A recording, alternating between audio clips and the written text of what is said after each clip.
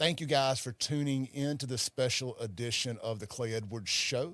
This is a YouTube and audio exclusive only. So if you're listening to this on any of the audio platforms, Podbean, Apple, Spotify, etc., but be sure to check out the YouTube and you can actually see the video here. Really excited about this one. We couldn't do this one on radio. There's obvious reasons why. We're on separate radio stations here in the same market, so have to be respectful to our bosses and whatnot. But that doesn't mean we can't have a conversation on a digital platform and kind of show people that folks can come together and have a good long form conversation. This one I'm really excited about. We got Gerard Gibert, very successful, self-made businessman, just a dude I've looked up to for a while, and I've got to know him over the last couple of years through a mutual friend of ours, Fred Shanks, and been wanting to sit down and have a conversation with Gerard. But the only thing we really disagree on is I'm a State fan. He's an Ole Miss guy. It is Ole Miss football week. You may know Gerard from Middays with Gerard Gibert. Is that the correct title? Yeah. Middays with Gerard Gibert over on Super Talk. Gerard, are you statewide, or do they just show go outside the market? Yeah. That's cool, man. Mm-hmm. Statewide. That is what I aspire to be able to do one day. And we are able to do it, obviously, with the podcast, but I just still think that FM radio, AM radio, talk radio in general, terrestrial radio is the biggest censorship-free, to an extent, platform we have left in America. So it's really a privilege to get to navigate people's rides to work every morning for myself. And I know you're 10 to 1? 10 to 1. 10 to 1 every day.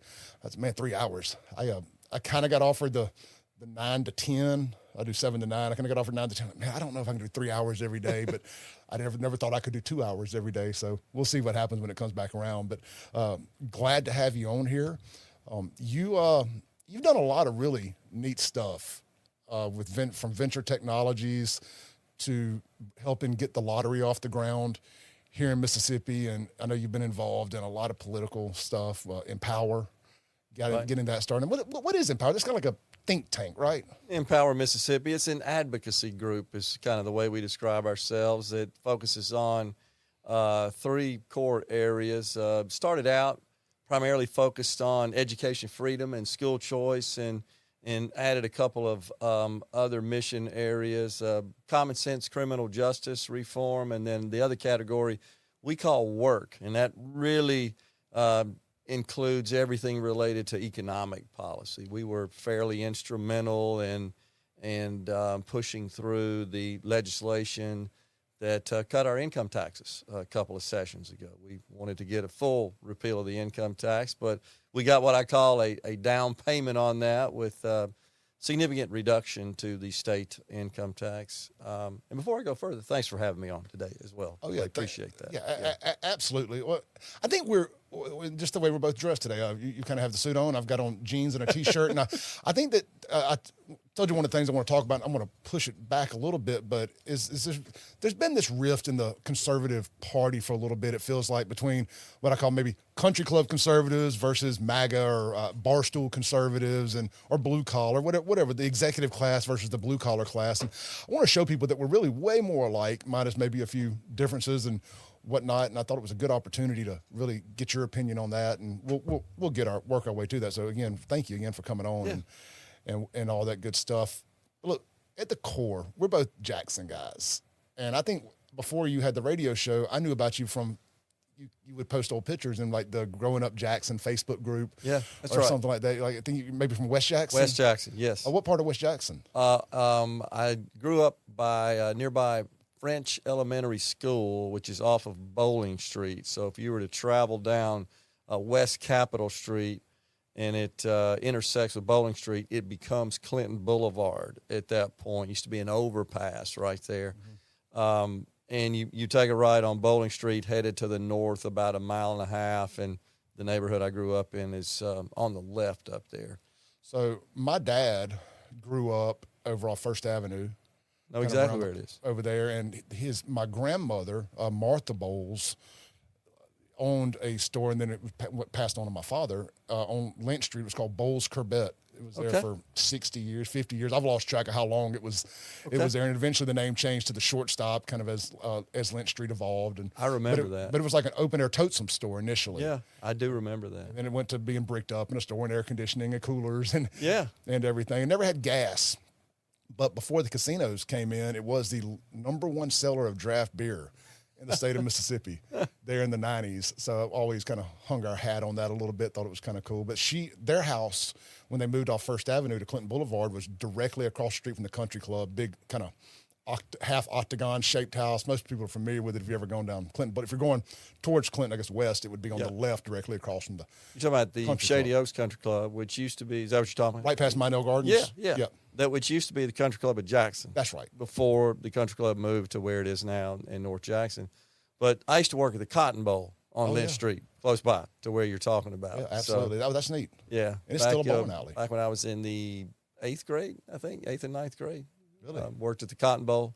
And then I moved over to Laurel Lanes, and I got offered a position to go across town to Laurel Lanes in North Jackson. It's right off 55, right? Yeah, By right Kroger? there. Yeah, That's right, behind the Piccadilly in that area back there. So, I started working when I was in the 7th grade, honestly, working at the Cotton Bowl. I ran the counter. I cleaned the place. I learned how to correct problems on the pin setters in the back. The mechanics taught me all that. And I was kind of a bowler. I enjoyed bowling when I was younger. I used to compete in bowling, even as a junior bowler and so forth. Went over to Laurel Lanes and worked the counter there, worked in the back as well. And for 2 summers when I was in college, I worked as a janitor, and I cleaned the whole place up by myself, going in about 1 o'clock in the morning and finishing up about 9 o'clock in the morning, and then driving back across town to West Jackson. Interesting. And our paths are very similar up to that point. My passion, where yours was bowling and you kind of got into something like that, mine was music and nightclubs and being in that environment. And I was sneaking in them way before I should have. And my family was part of bars and set little lounges around town that they had bits and vested pieces in, and my mom would change my diaper on a pool table at the office lounge down from Battlefield Park on I guess where Terry Road crosses over and turns. Played into baseball Galveston. there, Battlefield Park. Yeah, the office lounge right down there on the right as you would go into downtown. And so it kind of fast forward to when I got into the nightclub business. I remember changing my daughter's diaper on a pool table at my place out in Byram, Crazy 8, thinking, I said, well, this has come full circle. And hopefully we can break the cycle of being in the bar business at some point. But that area of town, just thinking about it, was such a neat place to grow up. When I was a kid, just great salt of the earth families, working class families, if you will, and really strong Christian church going families. I went to St. Mary's. I was born and raised Catholic, so I know exactly where First Avenue is, not far away from there. So I remember you posted a picture of the church that you went to. I did. One time. Closed down. Very sad. Yeah, grew up in that. When I started the Save Jackson page and I was trying to accumulate as many current photos of Jackson as possible, it was one of the places I went by and took some photos of, and just really impressed at the architecture of our old churches. Unbelievable. We've lost that. I mean, the big mega churches are nice. I don't want to feel like I'm knocking them. I kind of jokingly call them Six Flags Over Jesus a little bit. But just the old architecture of the Jackson churches from back in the day is just phenomenal. No doubt. The amount of effort that went into them. Let me ask you this as a Jackson guy. I think the demise of Jackson, so to say, is a fault of the attack on the middle class. Is we've forced the middle class out of Jackson, and you don't have a middle class outside of a few little pockets.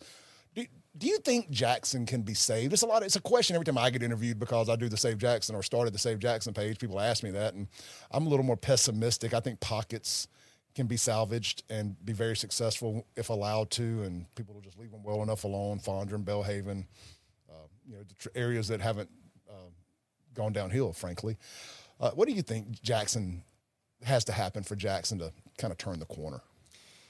Yeah, the first thing you got to do is end the corruption in Jackson, in particular in the government. Something, Clay, I've been crusading for 25 years probably or more when I was in business, was to change the procurement policies. I have thought from the beginning that there's no way we'll ever correct the problems in Jackson until we adjust the procurement policies. And what I mean by that is Jackson is one of the cities, not a lot unlike a lot of other Democrat-run cities, where they grant preferential treatment to vendors of any good or service that the city procures and consumes based on their minority status.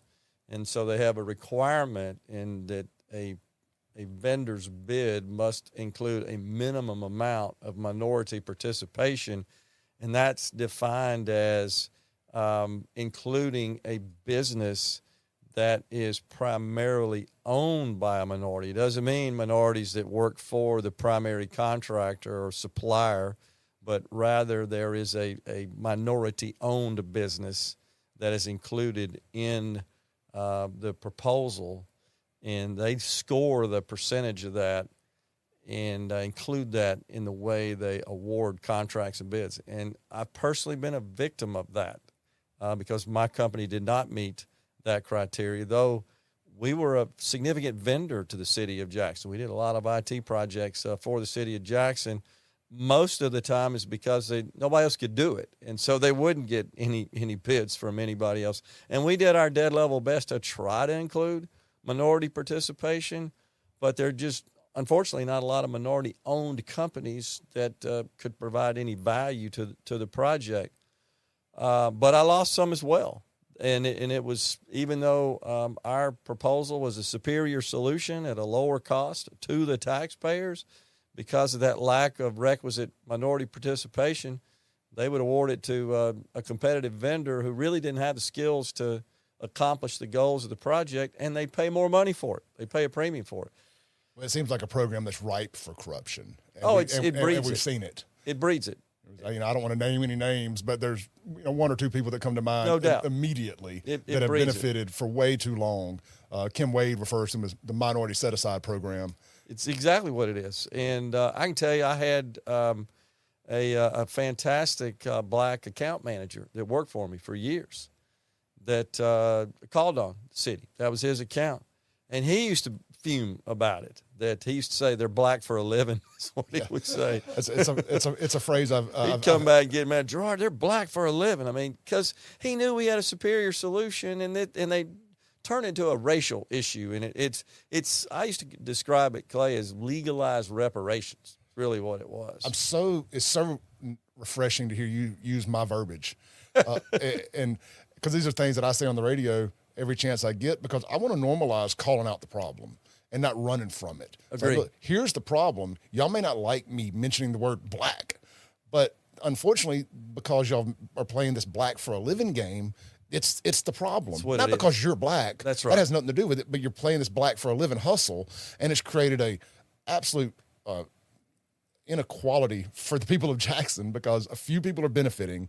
And I don't know how we got to this point where the people of Jackson seem to be okay suffering as long as people that look like them benefit from it.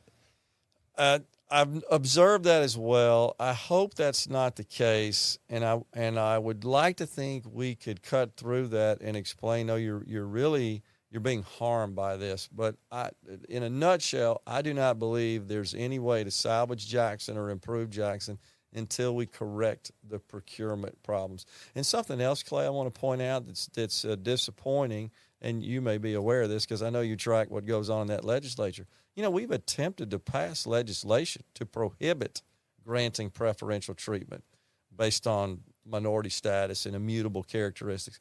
We can't get that passed in a Republican legislature. I know it's something Fred Shanks is going to try to bring up again in this next session, and it's something I fully 100% support. I think it's just outlived its usefulness. No doubt about it. I know it has. Well, when there was a time when there was discrimination involved in the other way, but now we've kind of jumped the shark, which is what this whole DEI, CRT, and all that stuff's all about. You've gone too far the other way. We've gone beyond just having an equal playing field. Now we're engaged in discrimination in the other direction. I personally, in my business career, experienced it.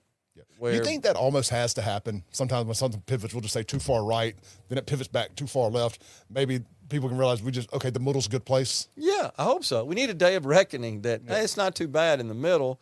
And if the vendor, in the case of procurement, you got to be. I know that this often now is looked at as kind of taboo way to describe things. You need to be colorblind. You need to really select the vendor who provides the best value for the taxpayer And that includes the quality of the solution, the experience, capabilities of the vendor. I mean, a lot of things need to be considered there, especially in my world, in the IT world.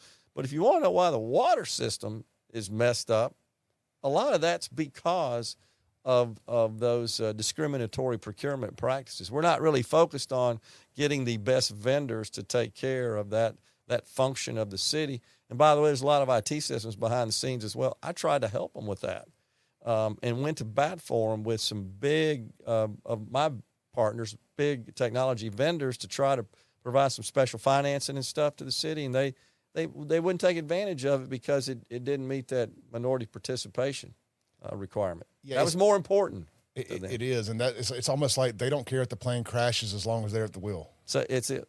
And it's just amazing to watch. It was crazy to see Tate and the state step in to save Jackson's water system, and them fight against it. Yeah, exactly. You know, and now if you can sit back and just watch the mayor, and I don't want to make this whole thing about Jackson, but this is my hot button. Yeah. And you can sit back and watch the mayor try to fight Ted Hennepin and JXN Water, because it's all about the procurement process. I want control of the procurement. I know exactly you do. Right. Of I course saw you do. singing and dancing the night you won the Democrat primary reelection. Exactly and right. Singing hymns and stuff, because you knew that money was coming down the pipe, and you want a part of it. You want your cut. So I guess I'd kind of wrap that up by saying there are a lot of other things that need to happen, but you're wasting your time until you fix that, because that's core to everything you do. You're going to have procurement involved in it, and you got to fix that problem before you move forward. Look, it's a function of money. It's economics at the end of the day. You want to address the poor schools, the crime, the streets, the rundown houses, and everything else that are in the city. That's a function of money. So you got to come up with a way to attract investment in businesses and expansion. But if all you're concerned about is how can I personally participate in this activity, well, then you're not going to make any progress. You're not going to get any serious contenders. Like I said, it's political reparations, and this exactly is the game they've been playing. Let me ask you one more question about Jackson, and we'll move on. Sure. This is something I've been bouncing around a little bit, because if you can read the tea leaves and you believe that several more indictments are coming down, I think Jackson's political leaders are going to be kind of wounded ducks. And I think if there was ever an opportunity for some legislation to come about to put Jackson in some type of where we could put somebody in charge of it. Maybe they could still have a mayor, whatever, but we can kind of come in and get a little more state control temporarily. Somebody to manage it, essentially. Yeah, we need a city manager badly. I don't live in Jackson anymore, but Agree. I think I'm a firm believer that even though I don't live in Jackson, you don't live in Jackson, we have to have a successful Jackson. Agree. Because they've run out of stuff to burn and pillage. They're moving out into the suburbs, and God bless the immediate bumper cities who are keeping it at bay from the further ones out. But I think at the time it's for the state to be able to come in and pass some legislation where they can come in and try to get a hold of this thing, clean up some of the corruption, and just get it going right. I mean, I think the Capitol Police and what they were able to do with the water are great examples of the school, what they need to do with the school system more so than anything. I think it's time for some legislation to pass, and I know they put a committee together, and I hate to keep mentioning one person's name, Fred Shanks, but I know he's on it. They're kind of nicknamed it the Save Jackson Committee, and I really want to see something significant come out of that so we can try to salvage the businesses. I mean, two iconic businesses have announced they're closing. I mean, Basil's in downtown today and Finian's yesterday. I mean, these are places that have been establishments in Jackson. We almost lost the Mayflower if it weren't for those guys that decided to step in and make an investment that, frankly, I wouldn't have made. Even if I had it to make, I don't quite have the faith and the vision of Jackson, but I'm glad they did, and I hope we can support it. We don't need to lose too many more of these places. There ain't many left from our childhood. We got Chrishelle's still left, and I can't think of too many more. I agree. I want to see something done before it's too late. Yeah, we need a revitalization. There's no doubt, and I know a lot of folks. A lot of them are our friends, that live, as you said, nearby. But we've got somewhat of a buffer between Jackson and us, and we kind of just dismiss it and almost laugh at it to some extent. But the reality is, it harms the state to have a capital city that is in such a state as the city of Jackson is. At a minimum, the entire state would benefit, I believe, if the capital city were a thriving community, and we don't have that. Well, it's definitely affecting brain drain because we don't have that urban center for youth to want to stay in the state or Right. move to the state to go and live. I mean, I didn't want to live in the suburbs till I was almost 40 years old. I liked the urban, the city, all that. Finally, the straw that broke the camel's back was the water and the DA throwing Anthony Fox in jail, Yeah. one of their top cops. I said, man, if they'll do that, and that's a black guy. Yeah. I think if they'll do that to him, and old loudmouth Clay Edwards over here has to, defend himself in the driveway or his family, what are they going to do to me? Yeah. Agree. And that was finally the straw that broke the camel's back. I said, Rankin County, here I come. Yeah. But all right, well, enough about Jackson. I Yeah. can talk about that all day. Let's circle back to kind of your business history and venture technologies. And I've always been so impressed with that. I had a buddy that worked for you, Steve Mason. Yeah. You may remember Steve. Sure. And that's a great comeback story that he's written for himself as well. Yep. And I love a good comeback story. I think we all do. But to kind of tell us about venture technologies, how'd you go from the bowling alley to I don't want to talk about your money or nothing like that, but just to the success you found in venture technologies, and then eventually selling it. Yeah. So in college, I majored in accounting and economics. And, typically for an accounting major, the aspiration is to join one of the big accounting firms, international accounting firms. There are 4 now. Back when I went through, there were 8. There have been some consolidation. But that was your goal, to get on with one of the big 8 firms. And I took one required systems course and really liked it and felt like that it suited me well and kind of had a knack for it and started thinking about, well, how can I do this sort of work? And it turned out that one of those big 8 firms, Arthur Andersen at the time, had a division that would hire folks like me right out of college to work in that division that focused on these development and creation of these large-scale IT systems. And a lot of that was in fortune companies and big government-type systems and so forth. They were about the only people that could afford, back in those days, the big mainframes and stuff. And they would hire you straight out of college into that. And a class above me, had made the decision to kind of break the mold from the typical accounting graduate and went to work in that division. And he talked to me about that. And I liked it, felt like I was suited for it, went into that. And the long story short there, Clay, is that the training that we went through, and they had this Center for Professional Development in Chicago that's world-renowned even still to this day, even though the firm no longer exists. But the division I worked in is now called Accenture. It spun out, became Accenture. A lot of people are familiar with who Accenture is today, but that's who I worked for. But they claim that in your first 2 years, the training you receive, both working on the job and formal training at the Center for Professional Development, was equivalent to an advanced technical degree. And I believe it, honestly, looking back on it now.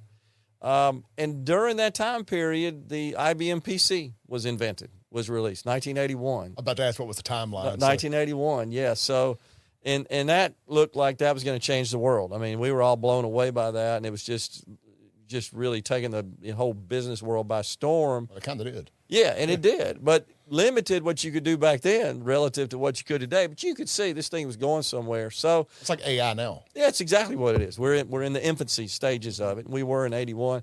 I always had this entrepreneurial itch, and when I was with Anderson, they had me traveling around the country. I didn't really have a home. I was kind of a nomad working on various projects. Always wanted to do that. It's not now it's so fun much, for a but while. Yeah. The good news back then is we didn't have TSA. Didn't have to mess with TSA, get on airplanes all the time.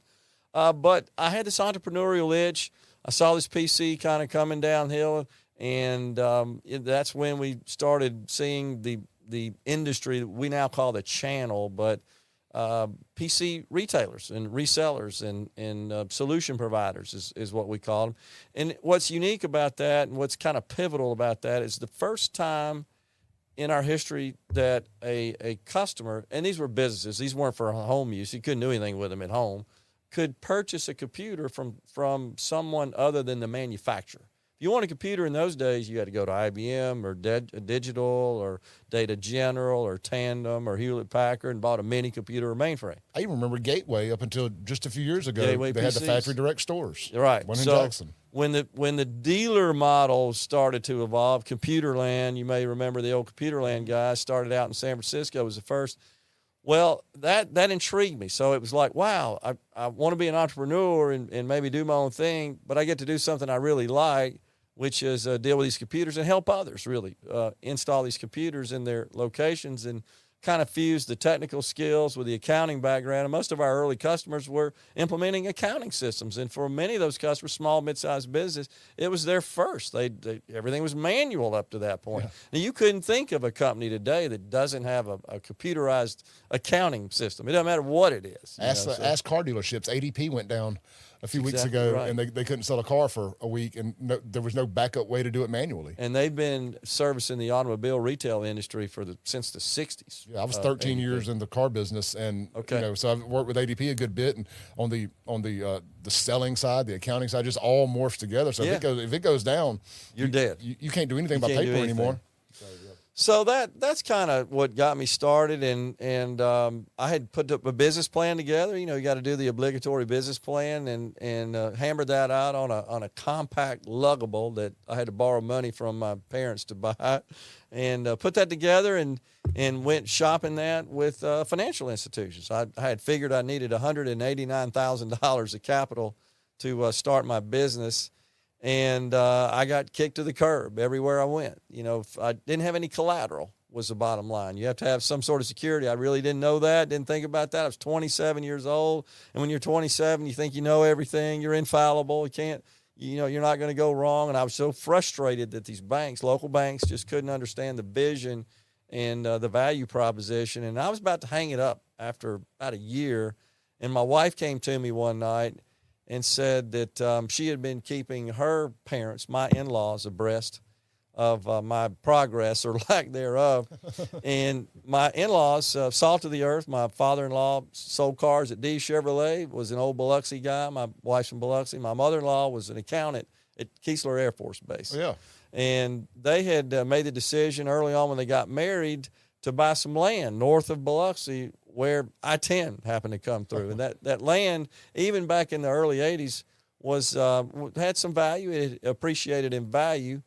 And they went to my wife and said that they were willing to deed that to me to collateralize the loan. Wow. And when my wife said, would that help? I'm 27, of course, and I foolishly said, of course that would help. Putting my in-laws' life savings at risk, essentially. And I went back to the bank, put that on the table. I said, will that do? And their eyes got big. And at that point, we proceeded with that $189,000 7-year term loan, and every extra dime. I had a partner, co-founded with my partner, Norman Catul, and every extra dime we got, which wasn't a lot, we paid on that principal, but we paid that loan off in 5 years. But during that 5-year period, was operating under the specter and the risk of failure, which would have meant I had to go to my in-laws and say, I'm sorry, I lost your life savings. That wouldn't have been a fun day. But fortunately, everything worked out. And, we were very frugal, very responsible, and took care of that way before we took care of ourselves, paid that thing off. And, that was a big relief. But we just built the business through and kind of followed the trend. What did it actually start out as? Like, what was day one? This is how we make money. Yeah, so we actually started as a micro-age franchise, and that's because the only way you could secure an authorization to sell IBM PCs was through one of the 3 or 4, they called them aggregators. Micro-age is one of those. And so we sold really 2 different categories of solution. To larger corporations, it was PCs and printers and office automation software, mainly at the departmental level. And to small and mid-sized business, it was more line of business software and solutions to run them, multi-user, small local area networks, Unix-based systems. We had some expertise in that sort of stuff. That's really what we started out doing. We also did a lot of training. You had to train people how to use these new PCs. That's a great point. We don't think about that now. Train people. We all know now. It's intuitive, but it wasn't. These in kids' hands at 5 years old or less. Wasn't back then. Wasn't no graphical user interfaces and mouses. It was just a command line, with a blinking C prompt, as we called it.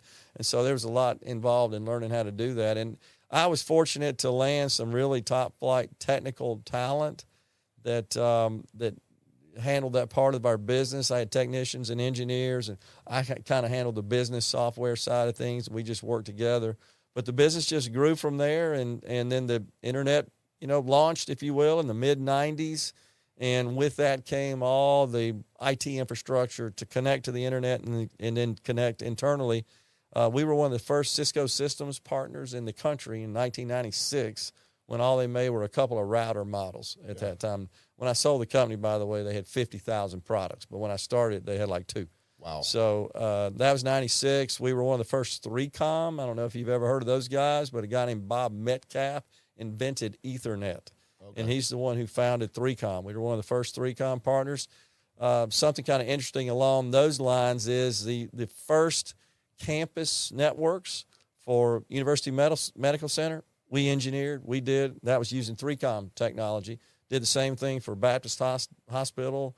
We did several of the healthcare institutions. They're the largest users in a rural state, Clay. Typically, healthcare, you're going to be the bigger organizations. I can see that. And then government.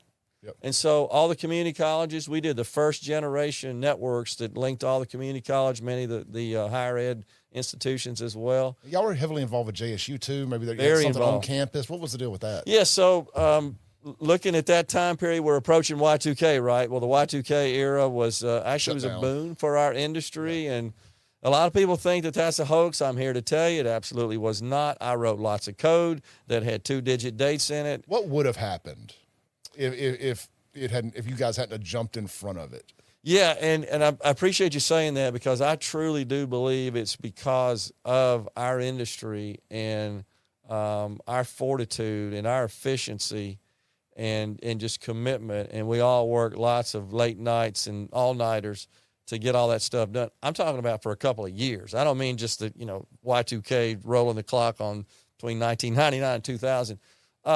You would have gotten inaccurate calculations in everything that deals with a date calculation is what would have happened.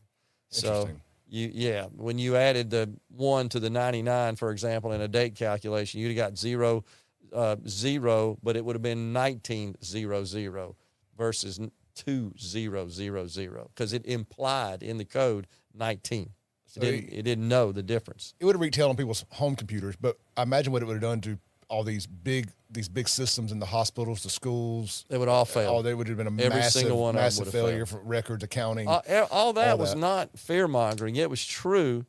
We actually did a project for the New Jersey. Planes have fallen out of the sky? The air traffic control systems would not have been functional. They just wouldn't have flown. Think about it from the ground perspective. Yeah, they wouldn't have flown. It wasn't the planes. It's ATC. And all the systems used to do flight planning and file flight plans, couldn't do it. Interesting. Wouldn't work. So because they all only required 2-digit year, and the system put the 19 in front of it to do all the data arithmetic, and that wouldn't have worked. So they would have just shut everything down. All that's absolutely true, but the industry was way out in front of that. And I can tell you, all of our customers were spending money like wildfire to upgrade, to mitigate the problem.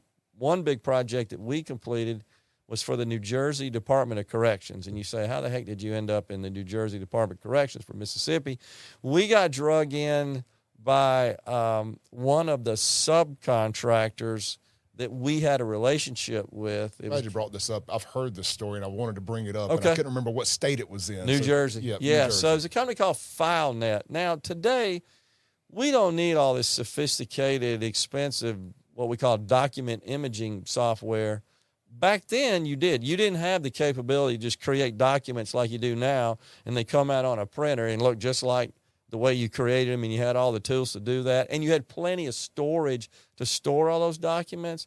Well, back in those days, you had to have special software and special storage devices. Actually, it was network CD-ROM. That's how we used to store that stuff. Disk space is cheap today. We don't even worry about it. Back then, you couldn't do that. So it's FileNet. Too, right? Yeah, exactly. And you got the cloud storage, which is virtually free. But back then, none of that existed. And this company, FileNet, was a big part of this Y2K remediation project for the New Jersey Department of Corrections. And the state had attempted 3 different requests for proposals, RFPs, to procure a solution to remediate the Department of Corrections Y2K problem, which was legitimate. And each one of those iterations failed. And these guys who had a relationship with us called us, they were out of California, and said, would you guys consider priming this contract, serving as a prime contractor.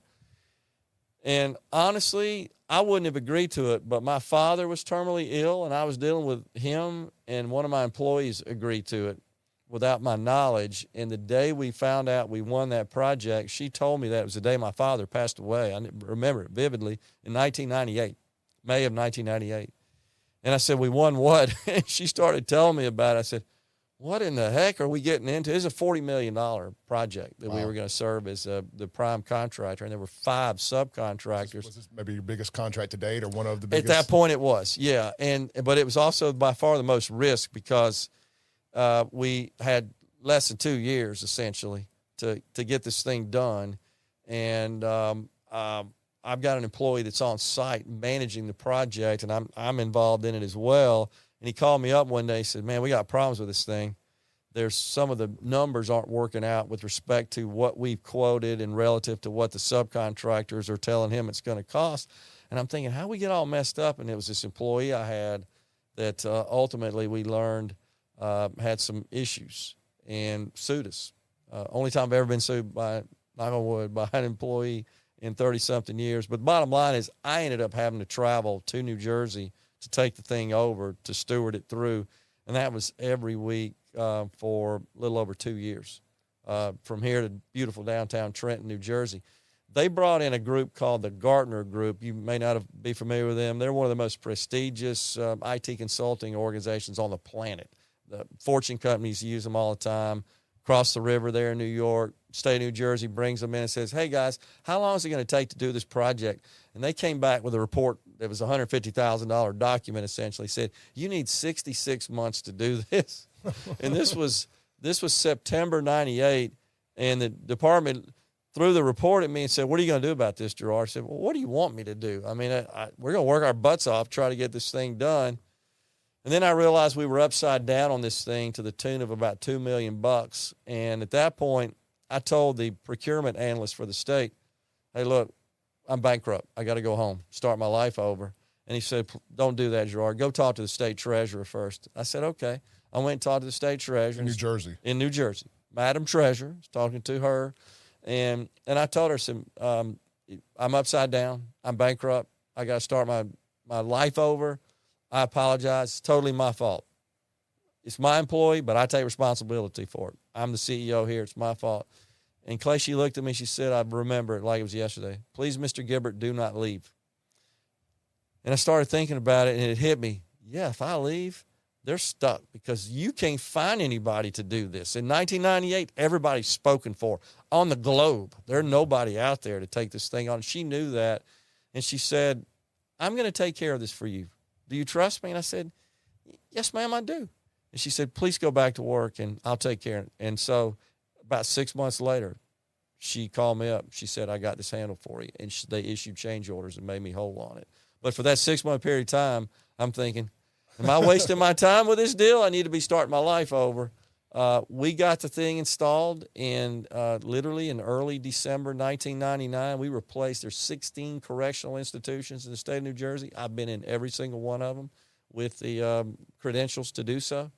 And we replaced 16 independent IBM mid-range non-Y2K compliant systems with this very sophisticated Sun, at the time, Sun servers, Oracle software, lots of integrations to the state payroll system, had a timekeeping system, scheduling system for an incredibly egregious unionized custody officers. Clay, I've sat in meetings before with the lieutenants on one side and the officers union on the other side.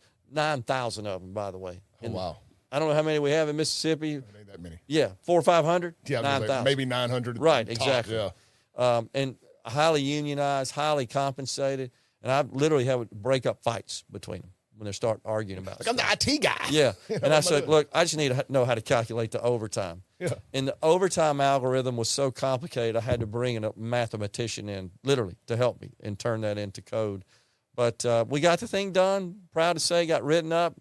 And one of the trade rags for that industry is the most sophisticated correctional information management system in North America when we got done with it. Let me ask you this. Clearly failure wasn't an option. And, That's right. and that's one of the things that I admire about you. Like I said, I'd heard that story before, and I was like, I think this is things people need to know about Gerard Gibert is failure's not an option.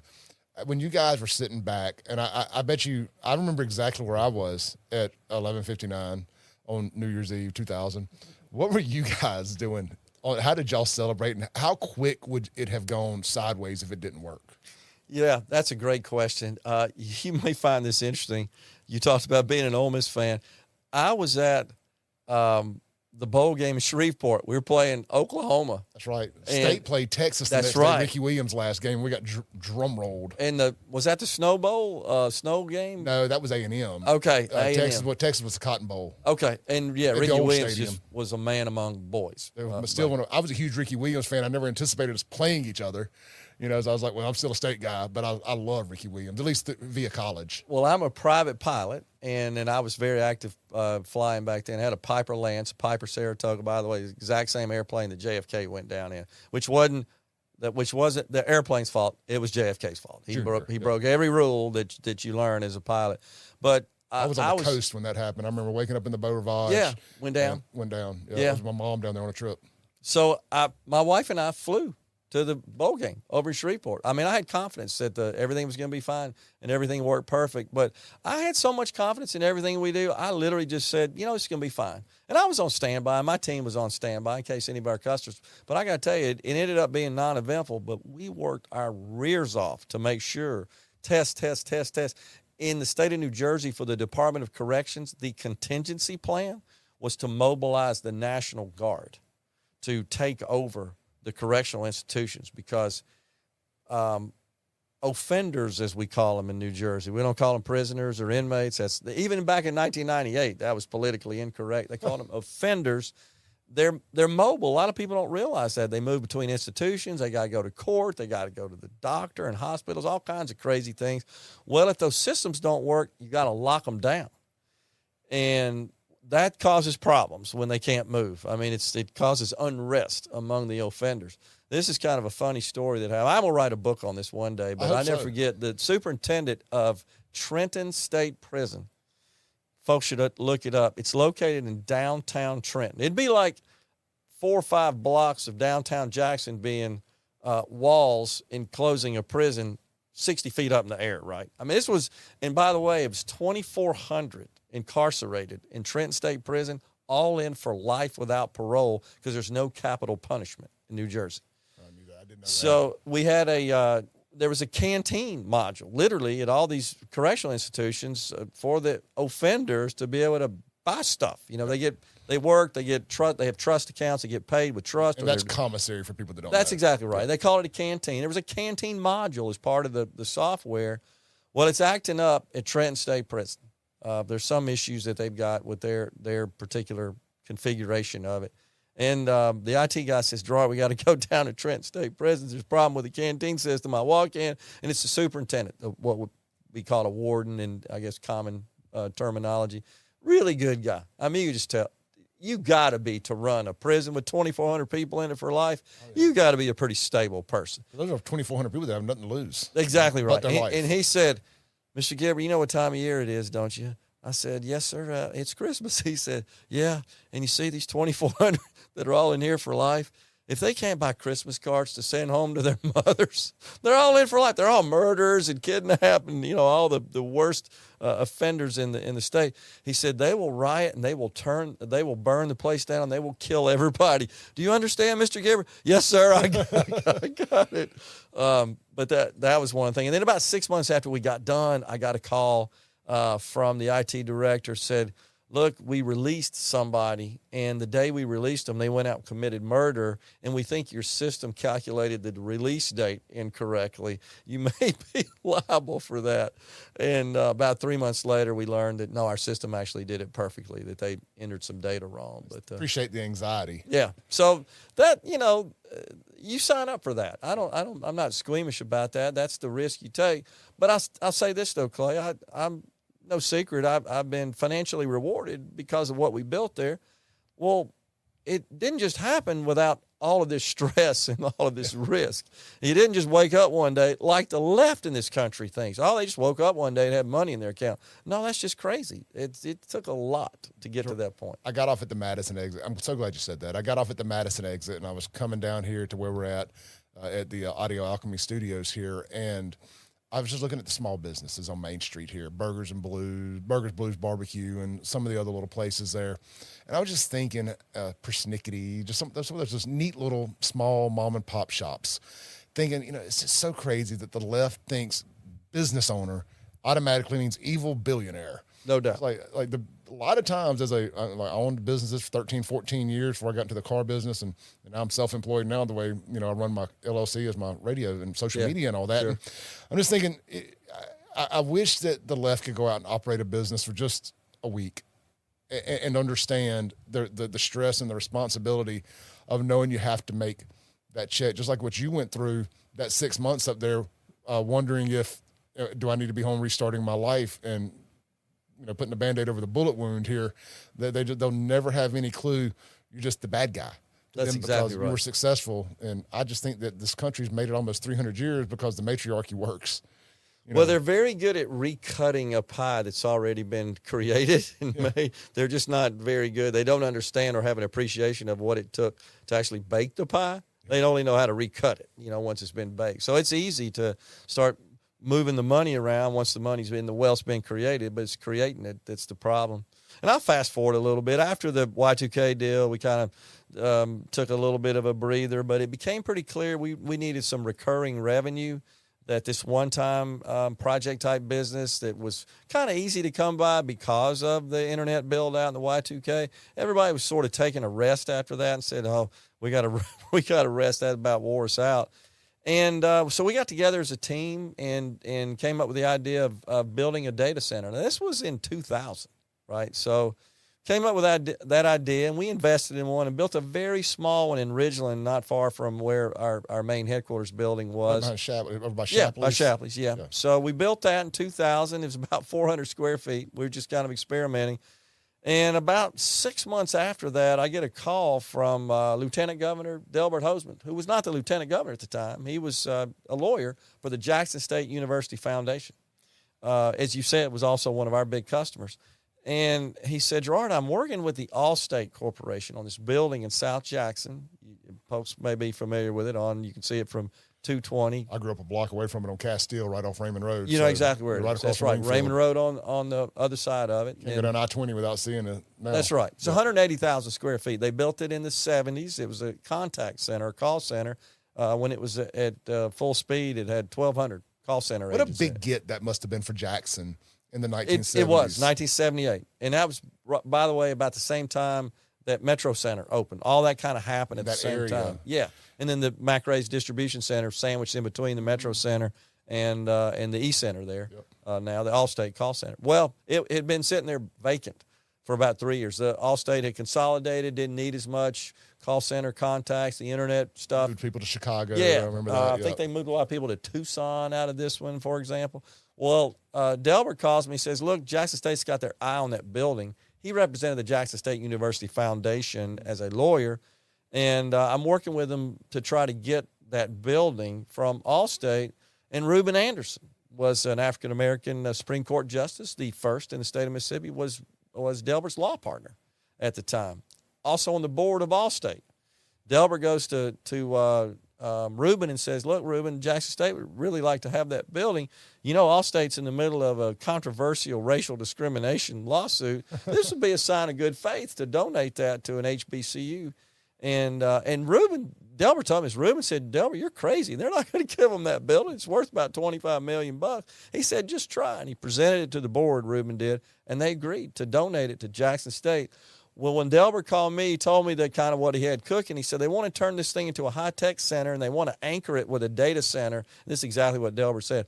"I don't know what that is, but I understand you got one." Now, back in those days, most people never heard the term data center. You're talking about 2000 time frame, middle 2000. And I said, "Well, I do, Delbert, but I'm just getting started here. I don't even have enough revenue to cover, my operating expenses."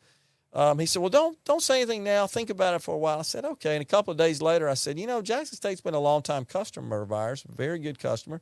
If we could get them to subscribe to a complement of services from the data center to just cover the rent, I'll do it. And Jackson State agreed to it, and that's how we ended up out there, 12,000 square feet.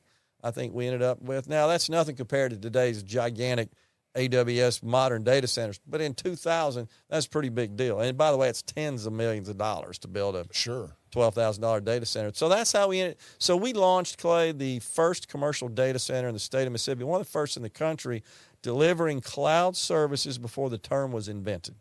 That's cool. And you mentioned that over here. I'm thinking about how much the electric bill is on something like that. About $25,000, $30,000 a month. And that's what the left doesn't understand. They don't understand that at all. It's just like, oh, you're making millions. Do you not understand that there's cost involved? Big time cost in this. And it's just, I had my night closed. My electricity bill was $3,000 or $4,000 a month, and we weren't open but 3 nights a week. But when you got 50 tons of air, all the HVC, all the IT gear that pulls all that stuff, and we built that to very exacting, sophisticated standards of data center, modern data center design today, with what was available back then, which included all kinds of resilient fiber links to the various carriers, and all of our infrastructure was done without any single points of failure. Redundancy and stuff. Yeah, tons of redundancy.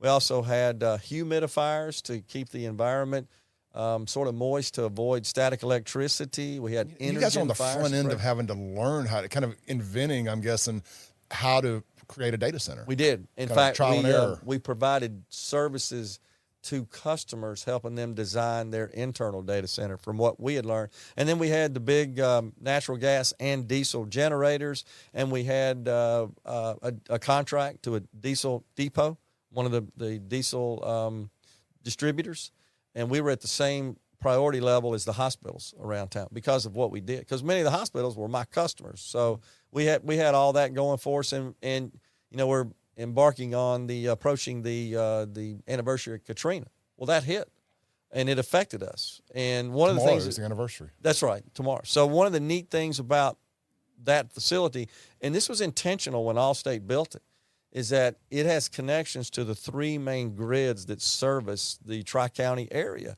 And the idea was we got some redundancy here for our line power. And I always knew, man, the only way we lose line power is if the whole Tri-County area, Central Mississippi area, is dark. Well, that basically happened for the most part, during Katrina. And so we failed over to all our backup systems, and they work perfectly just like we test them. And when there is a testing process that we go through every month, we basically turn off the power essentially and fail over to that, and it worked perfectly. But even back, Clay, in 2005, the water failed at the Jackson State. And you had the moisture stuff. And we couldn't go to the restroom. So my people stayed in. So our backup systems, our power systems, it wasn't just to power the computers and the IT gear. You had to power the air conditioners and the lights as well. So it's what we call whole room backup, the only of its kind in that building. The rest of the building was vacated and out of business essentially while the power was down. But we didn't have any restrooms, so I like to say we couldn't pee, but we kept on computing, So what's funny is you had this massive, well thought out emergency situation plan and make sure you don't lose power. At the time of Katrina, I had my nightclub right on the corner of Capitol and Farish in the old 3-story brick building that was the wagon wheel back in the 60s. I remember it, yeah. And the catwalk in the 90s and stuff. And we were there in the 2000s for about 10 years, 12 years. We were catty-cornered from the federal building, and it never lost power. And we didn't have any redundancy in place or anything like that. Spotty situations like that. But out at the house in Byram, South Jackson, there wasn't power for a week. People don't really remember now necessarily how hot it was that week. Extremely hot, like it is today. It is miserable. The first thing I came in here complaining about was I should not have wore a black shirt today. We were down, I think, 3 days before line power was restored, but all of our backup systems. And I got to tell you, even though we promoted it and we pitched this to our customers, they still were pretty shocked that we kept on going and we didn't lose their systems, because we had a lot of customers that weren't in Mississippi and they weren't affected, but they were concerned that we would be affected. So we were able to continue to deliver service. But so we're that's kind of a legacy for our company, building the first data center, and it was really financially driven. We wanted recurring revenue. About 2008 time period, I'd got to the point where I felt that I kind of maxed out what I could do in the state of Mississippi, and I had opened up an office in Baton Rouge, and our company did, my partner and I, in Memphis and in Birmingham, had great people, but wanted to go further, and knew that you couldn't just go hang a shingle in a new market because you had competitors that were already there doing what we did. Yeah, and you're not going to just go in there. Stuff. You're not going to unseat them. But you could acquire them, and many of them had reached that same point as I did, saying, I don't want to invest anymore.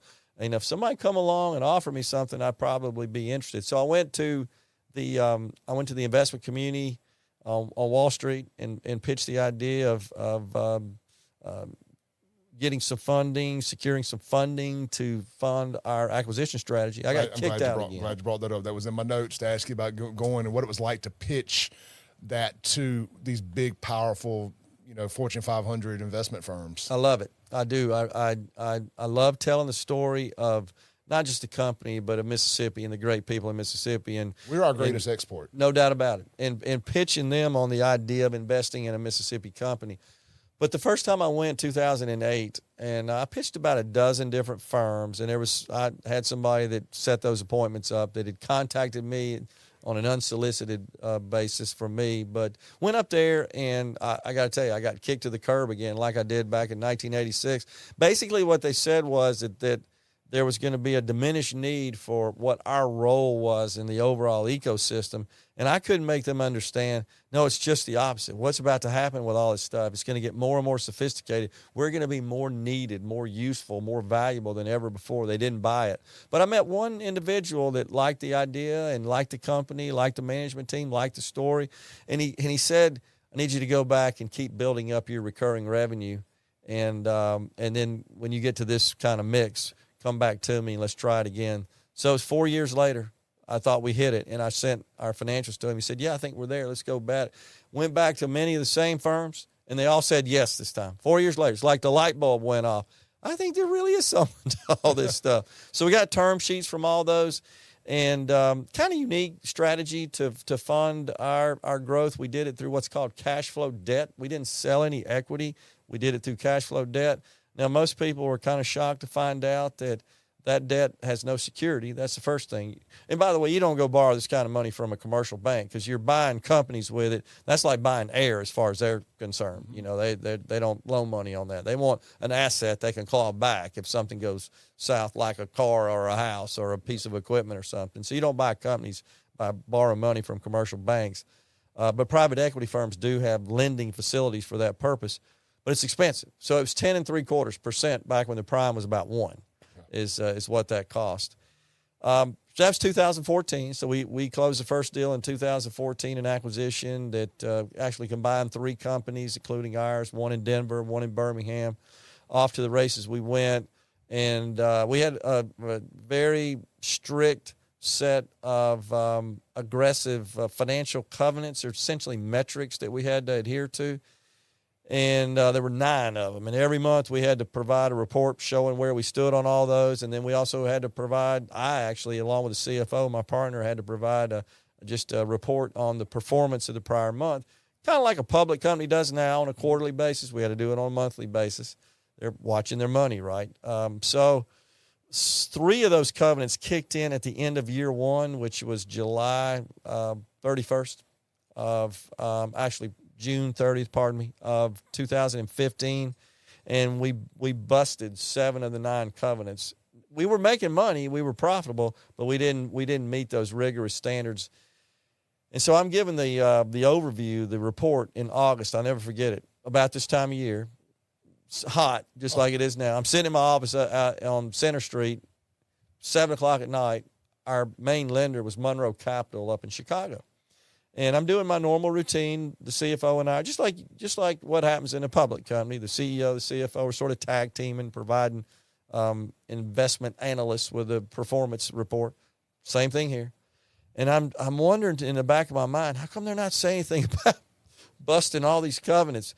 And about 45 minutes into it, the head of the firm, this is a big, sophisticated Monroe Capital firm, sure, multi-$10 billion firm, and he begins to yell at me and berate me in the most vile, foul language. I've never been taught that way in my life.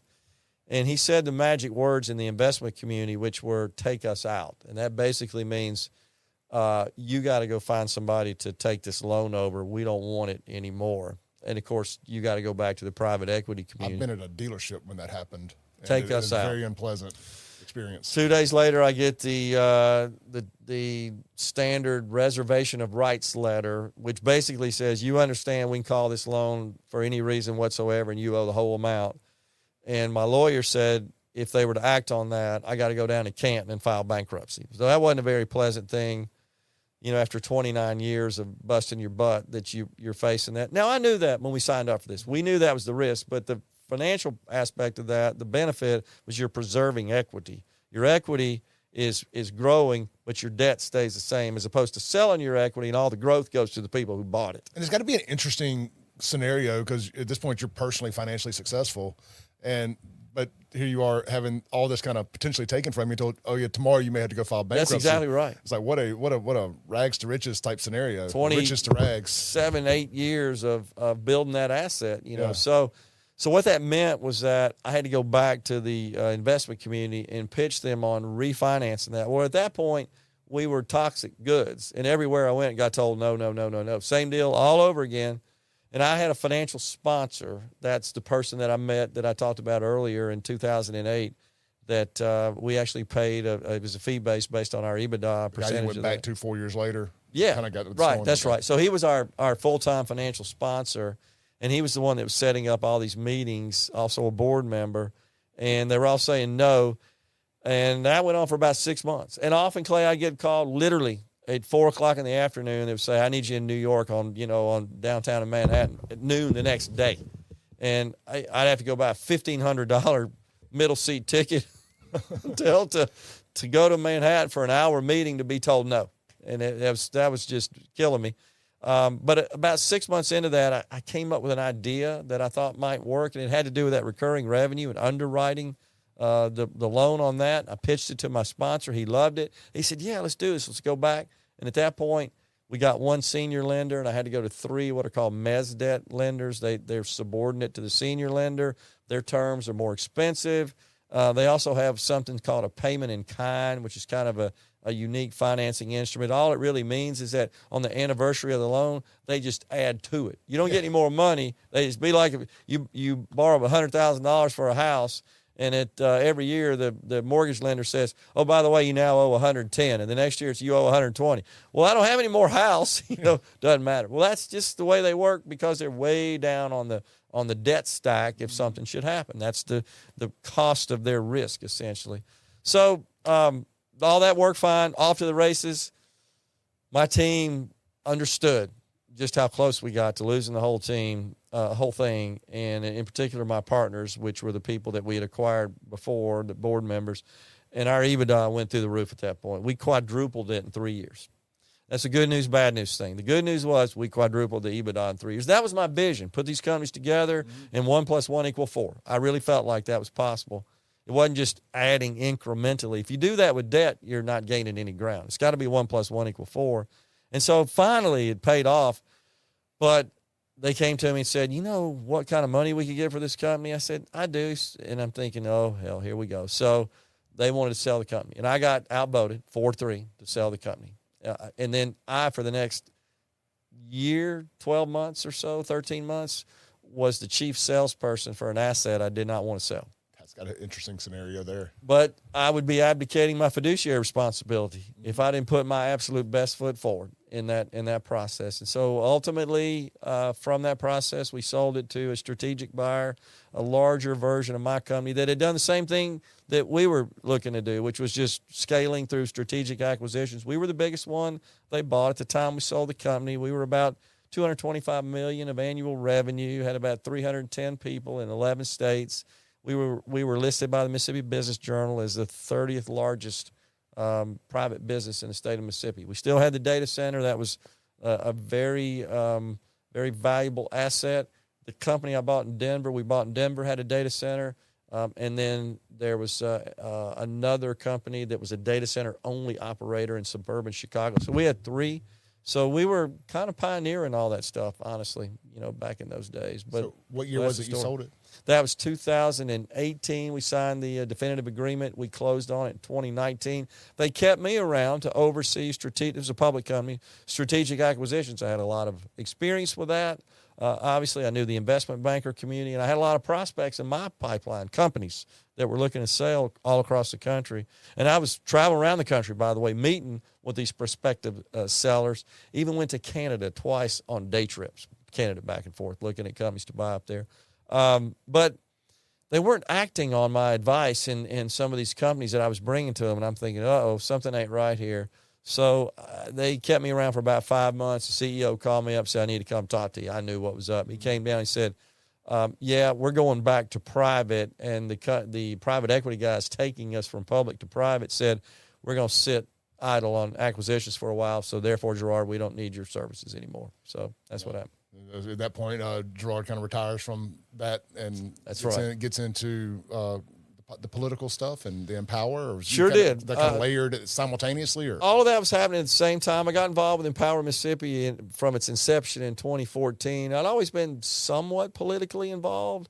And honestly, Clay, that stemmed from 2008. I really didn't have much interest in politics until then. I always thought, they're there, I'm here, just leave me alone. I'll be fine. Problem is, you can't expect them to leave you alone. They won't leave you alone. They won't leave you alone. No. But what got my attention was Barack Obama on the campaign trail in 2008 talking about his plans for healthcare reform. And I heard him say one day something called shared responsibility. I don't know if you remember that. I do. That term. It's not a phrase I like at all. And what he meant by that, after I started digging into it, is he wanted employers to pick up a significant share of health insurance expense, way more than I was paying. And I did the math on that. It was going to cost me about $30,000 a month extra that I was paying at the time. So I started just digging, learning everything I could about healthcare policy and healthcare reform, collecting documents, logging on everywhere, white papers, everything. And one day I get a call from Madison County Journal, from Jim Prince, the publisher. I said, I hear you know a lot about this stuff. Would you be interested in writing an article about this? And I've never really written an article like that before. So I did. He published it. He liked it. The Super Talk folks saw it, found out. I get a call from them one day. Hey, why don't you come be a guest on the Gallo Show and talk about this? And I did. And so that was in 2009, I believe, is when I was just a guest. And then I get a call from my lawyer, my HR lawyer, and it's telling me that they're going to host a healthcare forum at the Ole Miss Law School, panel discussion. He wanted me to be on the panel. I said, I'm an IT guy. He said, as far as I can tell, you know more about this than anybody. I said, well, I've just been reading this stuff, is all. And so it's me, and it was the commissioner of insurance. It was the head of the Mississippi Medical Association. It was the head of the big hospital up in North Mississippi, and it was moderated by Andy Taggart, and it was at the Ole Miss Law School. Mm-hmm. And at that point, I realized, man, people aren't paying attention to this, and they need to.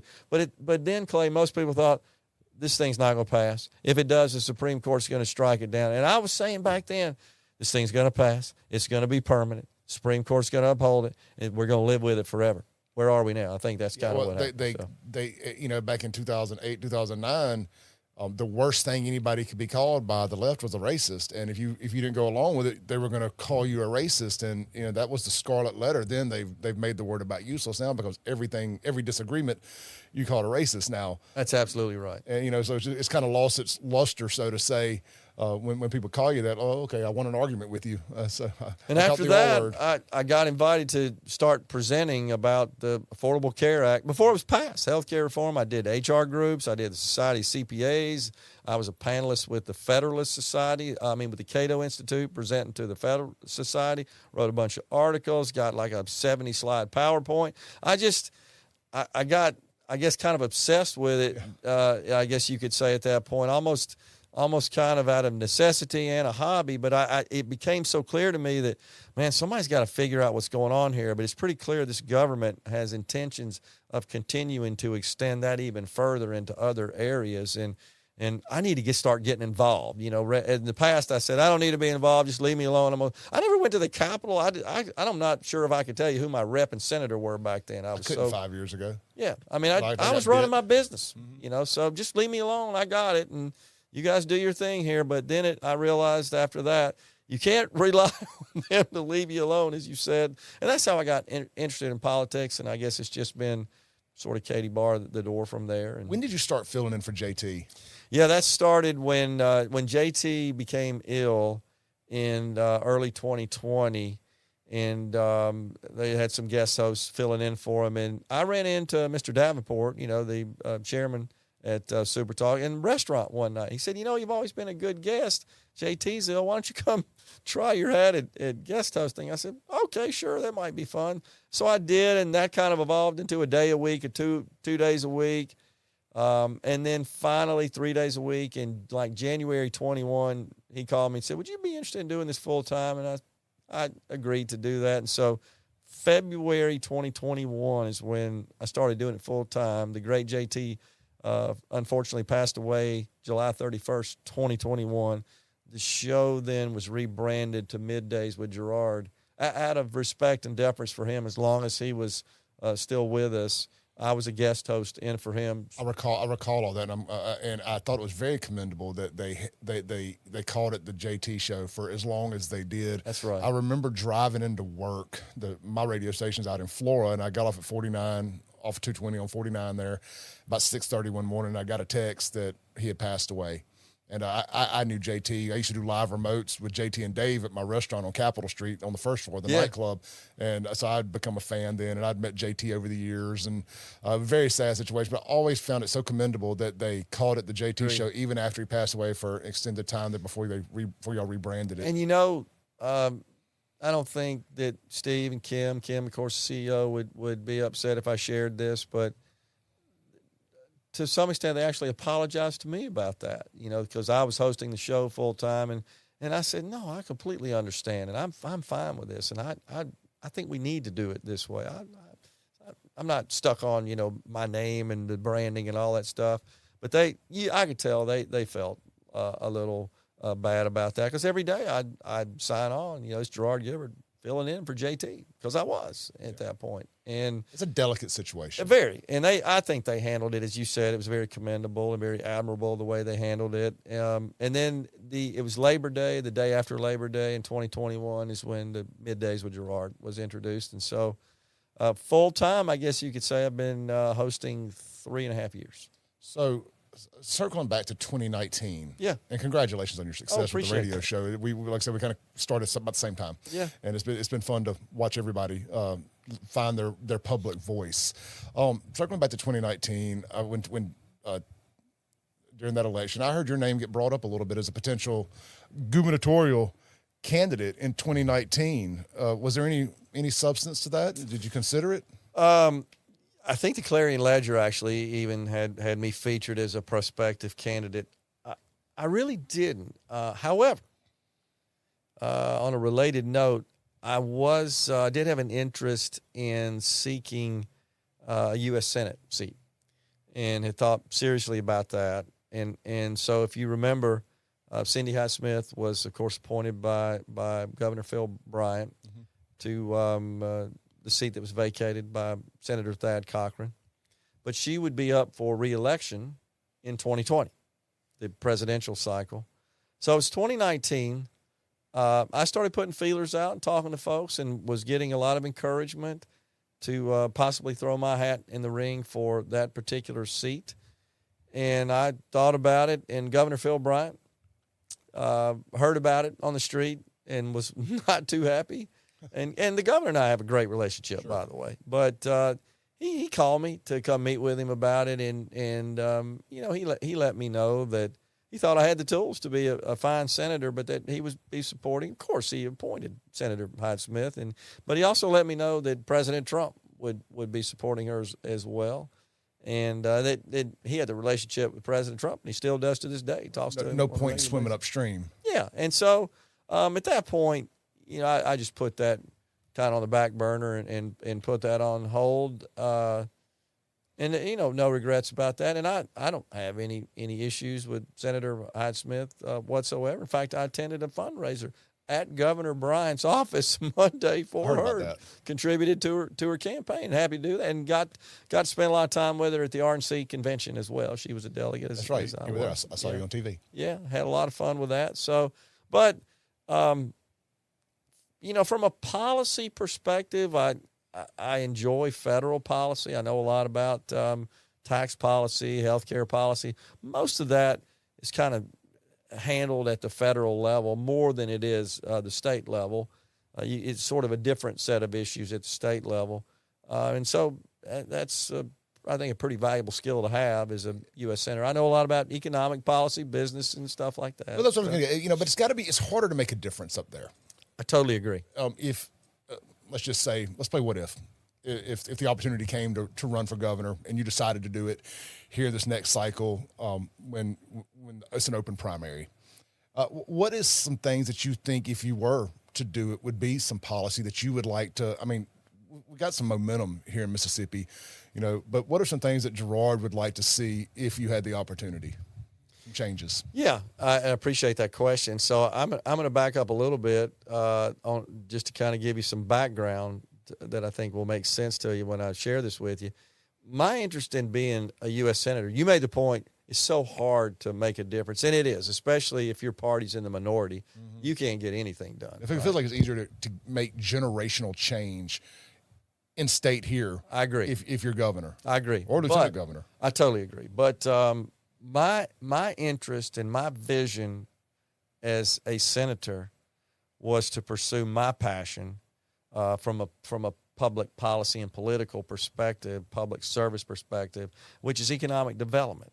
And I felt like that it's not that I'm going to cast a vote materially different than any of our senators do today, for example. I've had some that I've quarreled with. I'm sure you have too. Sure. And I'm not brash about pointing those out, and I'll provide the rationale for why I oppose these votes. But in general, that really wasn't it. I felt like as a U.S. Senator, I could be effective at working on economic development for the state. That a U.S. Senator, I think, you pick up the phone and call any CEO in America, and I don't care what state they're from, they're going to talk to them. They're going to take their call. And I like the idea of being involved in that, working with our economic development teams across the state in that regard. Now, where else can you effectively do that? Governor, obviously. And I personally think the governor should be the chief economic developer for the state. The leader of tourism and everything. Absolutely. Should be the ambassador, the head cheerleader, whatever you want to call it, for the state. That's always been my vision of the role of governor. I think we've had governors, the Haley Barbour, Phil Bryant, Tate Reeves, that have all excelled in that category. I mean, the numbers don't lie with respect to that. And we've got a lot, as you talked about, a lot of momentum going in that regard. So I would say, Clay, that first and foremost, they've got to focus on economic development and addressing the fact that we have the lowest per capita income in the country, we have the lowest household income in the country. We just have to be honest about it. We're a poor state, and I'm tired of being 50th. I want to ascend off the bottom. I'm tired of subsidizing the other states with our best talent. Yep. We've got these fantastic universities, and there's a lot of talk lately about all the taxpayer money that goes to these DEI programs, which I've been railing on, by the way, going back to 2020 after the George Floyd incident. I 100% agree with Shad. I do too. On that, and I've been a little sideways with the book and all that stuff. I'm not a fan, but I 100% agree with him on the DEI stuff. And I lost my passion for college football through the George Floyd stuff, and then marching down the streets, just basically telling everybody that didn't agree with that they were a racist again. I was like, well, you know what? I'm just going to focus my attention over here on politics. I'm not going to let a bunch of 18-year-olds on the football field ruin my week anymore. It makes sense. But think about this. So I agree with Shad as well. And by the way, the amount of money, and I've pointed out many examples on the show, the crazy amount of people and how big these organizations are and money across the country that all these universities have invested in. And I can't tell what the heck they're producing. I would say nothing but strife and contention and animosity, honestly.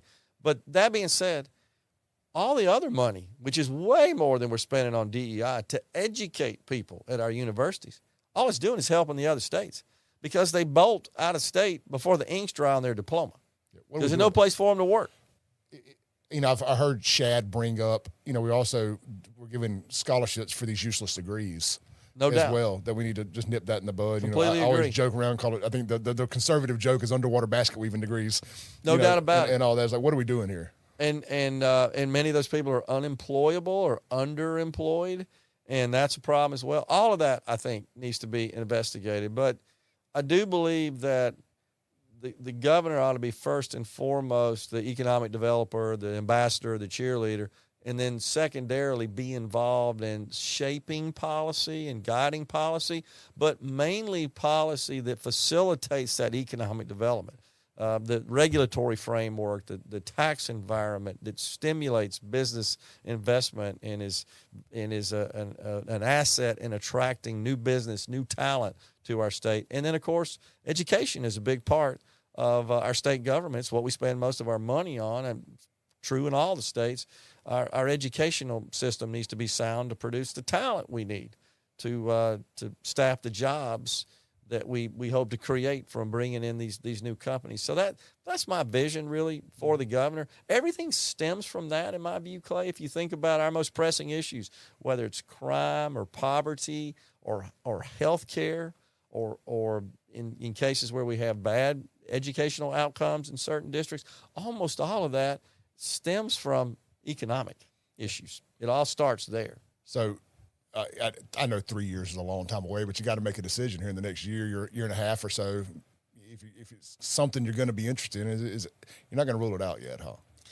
No, I'm not ruling it out. I mean, I'm enjoying my work now with Super Talk, and they've been really good to me. And I'd like to think, just like you, that my voice makes a bit of a difference. It influences people, and that it's heard by policymakers and lawmakers, and many of them have said, sometimes I learned stuff from you. I didn't know what was going on in here. Yeah, I got interviewed the other day and got asked that question, would I ever consider, running for anything? Of course, I have no statewide aspirations at all, but I was like, I moved out of Jackson to Rankin County because they were doing things right. And if I felt like I'm more of a base, very extremely local city council, board of aldermen type guy, like I can make an immediate difference in my backyard.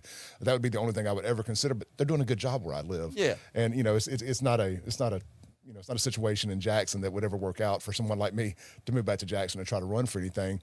But I think in my position, my voice is more important, or can be more useful in swaying more people than any one vote at a city council meeting ever could. I totally agree. I'll say that I've been blessed. The state's been good to me. This is my home. I moved back here to start my company. I could have started my company with anybody, anywhere, and I landed a fantastic partner who was with me for 33 years. We met working at the same firm, and like a brother to me. His kids were like my kids were like his kids, and we just had a great run. But if the company we built here would have been built in what we call an NFL city, I could have retired 20 years ago with a whole lot more money. Sure. But I came back here because I wanted to make a difference in Mississippi. I wanted to live and raise my family in Mississippi. And I was willing to, forego the greater financial opportunity in those other big cities to start everything here. And I don't regret that whatsoever. I want to give back. I'll be honest with you. I want to leverage that accumulated knowledge and skill to give back. And I think that would be a great role to do that. I just turned 47 last week. At 47 right now, the next 15, 20 years for me is about creating a legacy, and like really kind of leaving my skid marks on this town or this state, so to say. Sure. And that's kind of where my focus, and that's what you did. And you've absolutely left a legacy, and you helped put Mississippi on the map, especially from a technology standpoint, when Mississippi probably wasn't. People were probably shocked to hear that you were calling from Mississippi, or that this company was based out of Mississippi. Y'all have running water down there? You get that so joke right all the time about that. But I got to tell you, man, I poke my chest out every chance, because when they would come here, it would often be most of the time, be their first visit. And we take them on a bit of a tour and take them to our data center out in South Jackson. Blown away. Had no idea. I mean, just totally like aghast at what they were seeing. And when I was on Wall Street, and you know, you're mainly pitching these Ivy League folks who are all good people, by the way. Sure. My experience with them, they think like you and I do. I got to tell you, they just grew up different. That's right. They're in New York, but I'm telling you, they're all about capitalism, and they're all about free markets, and they're all about limited government. And this is why the left attacks them all the time. I'm not talking about corporate CEOs. I'm talking about the private equity guys. Money people. Yeah, the money people, which make everything work, by the way. Without them, there is no country. It's their risk. They think like we do, but pitching them was so much fun, boasting about not my company, but a Mississippi company and something that was a successful, valuable asset. And I would tell you, I always ask them rhetorically, do you have any reservations about investing or having a financial relationship with a Mississippi-based company? I felt like the answer would always be no, and it was, and no problem whatsoever. I'm telling you, they see one thing, and that's green, and that's what you want them to see. That's what the left doesn't get. Yeah, the old flag never cost you any money. No, never came up. It never came up for me. Now, I can tell you in my economic development experience, we have had some prospects that made that very clear that was a problem. I've been very upfront about it. As much flag as I catch, I was actually for changing it. I didn't care one way or another. It didn't affect me. You know, I've never owned a state flag. I've owned American flags.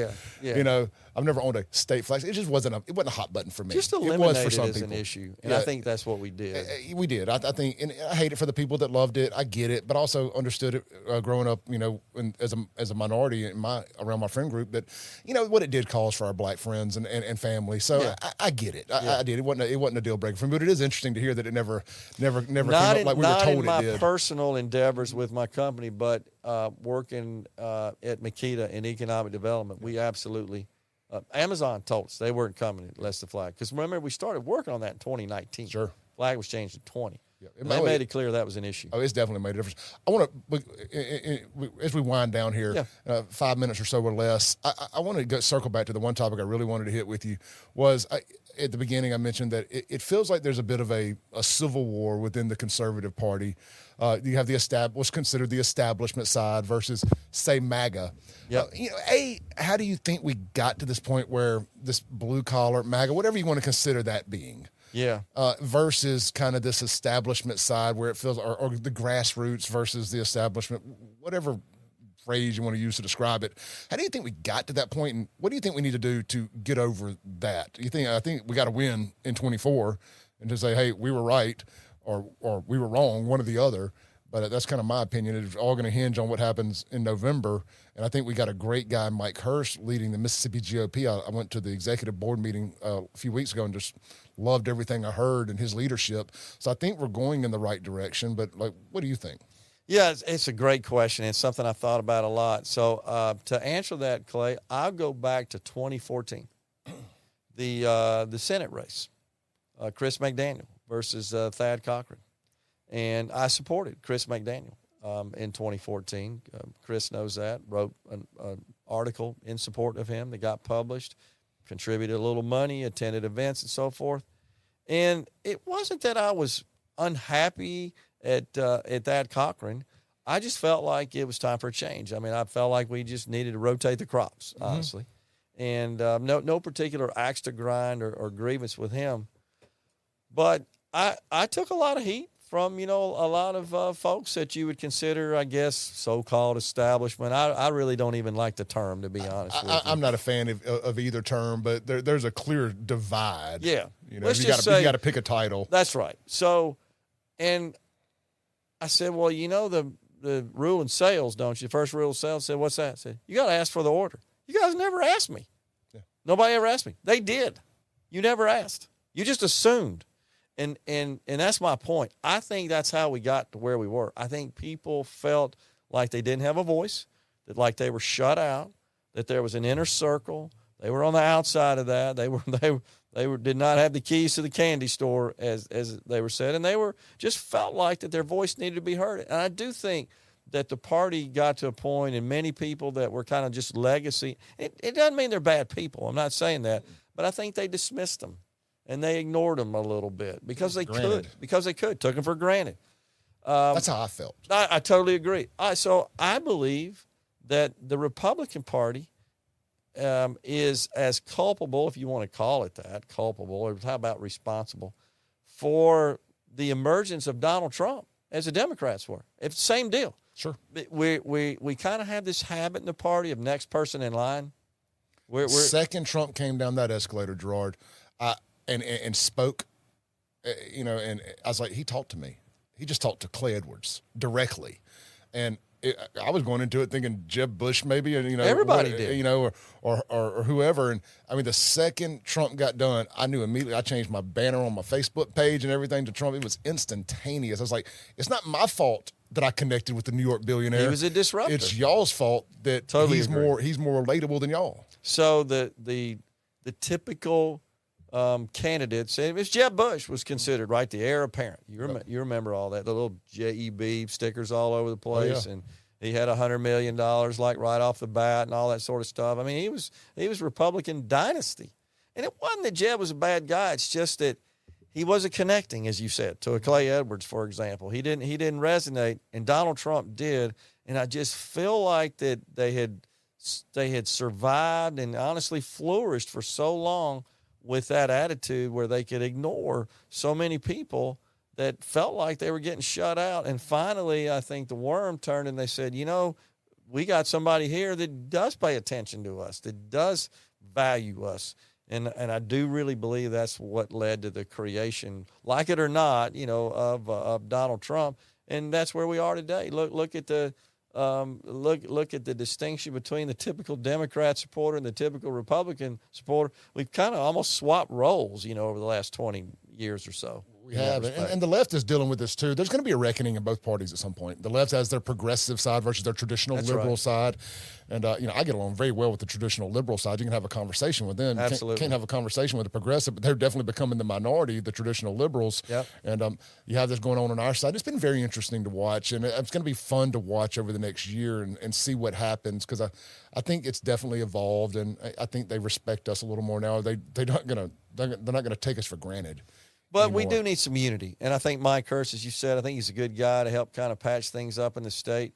We have a tendency, whether you're in whichever faction within our party, of not practicing our best listening skills. We got to listen more, and I think we just immediately dismiss people who don't think like us without listening to them and understanding their point of view and how they got there. And if you hope to persuade them to your point of view, you got to be respectful, and you got to let them talk. And I think we need more civil discourse, including within our party. And this constant, well, that person's a rhino coming from maybe the writer extreme in our party, and then the people that are being called the rhinos just call everybody over there wacko conspiracy theorists. Somewhere in the middle, far right extremists. Somewhere in the middle, I feel like is where we got to land here, and I think it's possible to do that. And I think we need a person who can interface with both sides and maybe try to serve as a conduit and a liaison to bring them together, because we're way stronger when we're together. When we're fighting each other, the Democrats love it, and I hate that. Yeah. Well, I feel like this conversation helps that, because I think a lot of people on my side feel like Super Talk is kind of the voice of the traditional GOP, or the establishment or whatever, and kind of like we're over here and we're kind of the little grassroots engine that could. And I feel like us having a conversation and putting all this out there and understanding that, man, we're way closer to the same than we are. There's no doubt about it. Are apart, and we really need to work together. I got on some other local media people on Twitter the other day, and others. I don't want to pinpoint anybody. I've been as guilty as anybody of attacking people on our side. But I was like, hey, let's call a truce till after the election. It looks bad seeing us fight each other. We need to be on the same team. We need to get back in the same foxhole, and we can revisit this fight in January I totally agree. or whenever.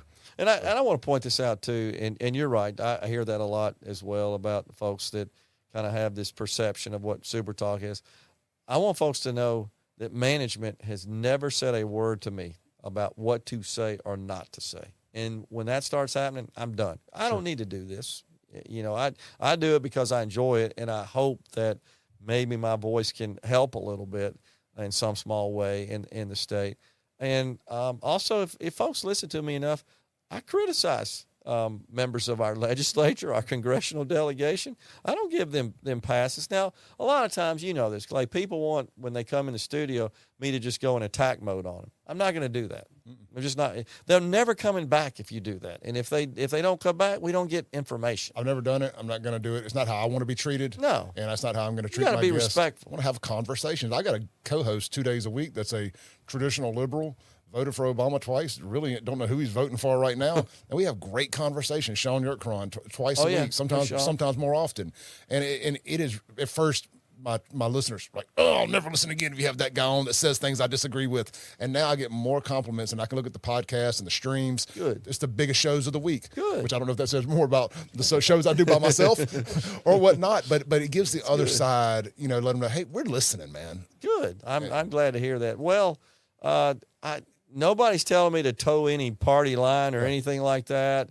When I disagree, I'll let them know, but I'm not going to sit there and just be belligerent about it. I just let them know. And a lot of times I'll handle that like, well, if you thought about this and how that might affect, then just to kind of trigger their mind, their thoughts a little bit. But I've been like Senator Wicker, who I get along with well. I've said many times he cast 3 votes that I strongly disagree with, that I think we're just bad, and I wish he wouldn't have. I thought your strongest work that I've heard personally was Joey Hood after the Safer Act. I thought just round of applause. I called Fred. I was like, that was phenomenal. I think he sent you my message, and I just absolutely loved that because you took him to task, and politely, respectfully, took him to task on it, and I was like, that's what we need. I loved that. And I took him to task the way I do it, in a little more bull in a china shop. But, we got the dang thing passed, and it should have never got to what it did. And that was a great situation where a lot of us came together for the greater good. And look what happens when we come together. Yeah, I totally agree. Gerard Gibert, thank you so much for coming on. I had a million other things I wanted to hit, but train gets a little further down the track, we'll circle back and do this again. Y'all be sure to listen to Gerard every day, 10 to 1, 97.3 here locally, supertalk.fm. Yep. Statewide, or you can always find the Supertalk stations. They're pretty easy to find, or supertalk.fm. They got an app, everything. Download it, and be sure to check out my radio show, 7 to 9 a.m., Monday through Friday, 103.9 FM, WYAB. And, of course, check out the podcast. Just search Clay Edwards Show. Or if you're looking for me on YouTube, it's at SaveJXN across all social media. Real quick, I want to give a shout-out to the producer here today, Daniel Anderson at Audio Alchemy Studios. If you're interested in doing a video podcast, or you don't want to cut the cameras on, maybe you just want to do an audio, don't want to buy the equipment, don't know what to do, reach out to Daniel at 601-672-6591 and consider starting a podcast. It's really fun, and you never know, one day you'll end up with a successful guy like Gerard sitting across from you, man. It's good stuff. Gerard, thank you so much, man. Thank you, Clay. Appreciate Daniel, it, man. Thank you. Thank you, Daniel. Thank you, everybody, for listening.